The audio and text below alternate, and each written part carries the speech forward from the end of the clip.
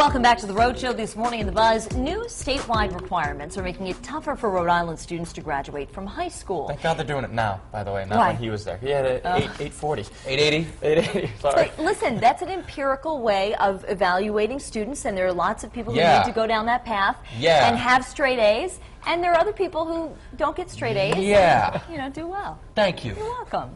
In any case, did you even graduate college? No. Okay. We're talking about high school, though. I I graduated was high going to school. bring that up, but thank you for doing that. In any case. When you get this, you don't Yeah, when you got this moneymaker, all right, what does an A matter? This year's juniors will be the first to meet the requirements to graduate in 2012. Now, a survey by the Department of Education reveals about a third of the state's districts are behind schedule in actually implementing the requirements, which I find very interesting. So we're going to require this of you, students, but we actually haven't gotten our act but together we're not to caught do it. up yet. Exactly. Yeah, but they include a performance-based senior project or portfolio. Love it. Okay, proficiency in 6 core subjects. I'm assuming math, reading, writing, arithmetic, that sort of thing. The partial proficiency in state assessment tests. Okay, and at least one local educator thinks the state school districts may need to do more to keep their graduation rates from falling and help students meet the requirements. Take a look. I think they're going to have to spend a lot more money and retain and keep the students a lot longer then, and have longer days, and maybe go to an 8-hour day as opposed to the amount of time they're spending right now. It's very interesting. You know, in other parts of the country, or in other parts of the world, rather, students' days are longer and the years are longer as well. But we should mention that these requirements have been in the works since 2003 with the ultimate goal of bringing all districts up to the same standards. So they're trying to unify this across the state. But what do you guys think? Are these, you know, when you talk about trying to improve your graduation rate and try to improve the standards, a lot of times those don't go together. They don't match up at all. You know, if there's a So lot I'm of almost going to do the opposite, unfortunately. Okay. You know, lower the standards if you want everybody to graduate. Well, yeah, you could say Unfortunately, you could base it just on attendance, and you know, 90% of people will pass.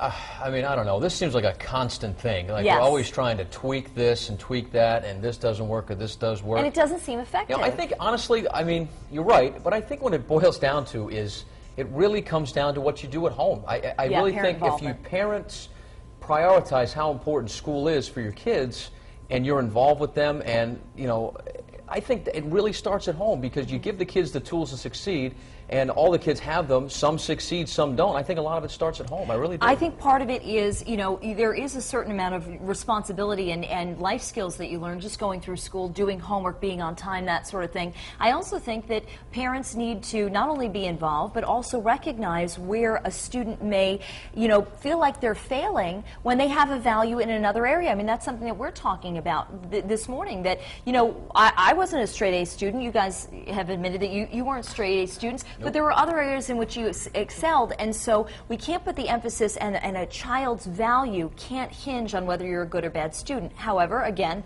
life skills, and you have to go through it, and it's important. The other thing, though, is, you know, this idea of tenure. You know, I have a mother who's a school teacher, but this idea of tenure is very frightening to me. If you or I or you stop, if you stop telling funny jokes because you just knew that you were going to get booked, would you be working on your routine all the time? No.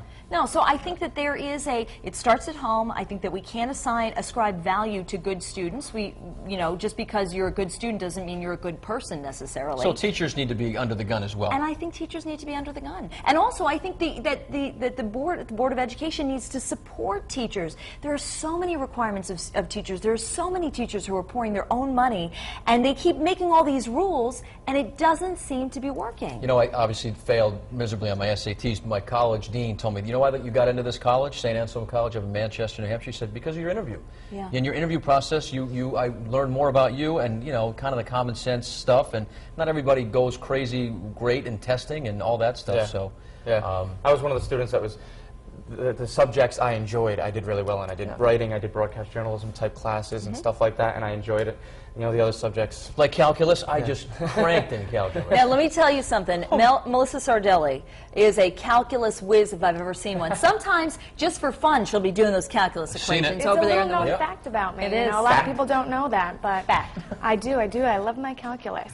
I'm here in the New England Tech Center, live blogging on FoxProvidence.com, and I wanted to say, you know, I think it's an interesting thing to note that I guess all these requirements began back in 2003. So it's interesting to see that the schools have had trouble implementing them, and now we're in 2010, so I think that's something very interesting to look at. But I'm here in the New England Tech Center live blogging on FoxProvidence.com, talking to some of our bloggers this morning, and Smokey Wolf says, yes, I think that some kids do have a very difficult time with this project, and I think they should help some of these kids who really can't get it done, like a different program for those students. And Jerry says, I went to a Catholic high school, all boys and no girls. We started school at 7 a.m. and ended at 3 p.m., and I turned out all right. And Diana says the new requirements are a huge disadvantage to high school students. I've seen more straight-A students not be able to graduate because they could not complete their senior project, and that sounds like a problem. And in case you're just joining us this morning, I posted today's Buzz Poll question on our homepage on FoxProvidence.com, right under the live blog. Today we're asking, will the new high school requirements give Rhode Island students an advantage or disadvantage? And your choices are A, advantage, kids need the challenge, or B, disadvantage, schools aren't stepping up. And as always, our friends on Facebook are weighing in this morning. Carissa Taylor says, I think it will give them an advantage. Knowledge is power. However, I received my GED in 2008, and much to my surprise, it was a lot easier than 4 years of high school. So a lot of great comments, and don't go anywhere because I'll be back at the end of the show with your web poll results. But for now,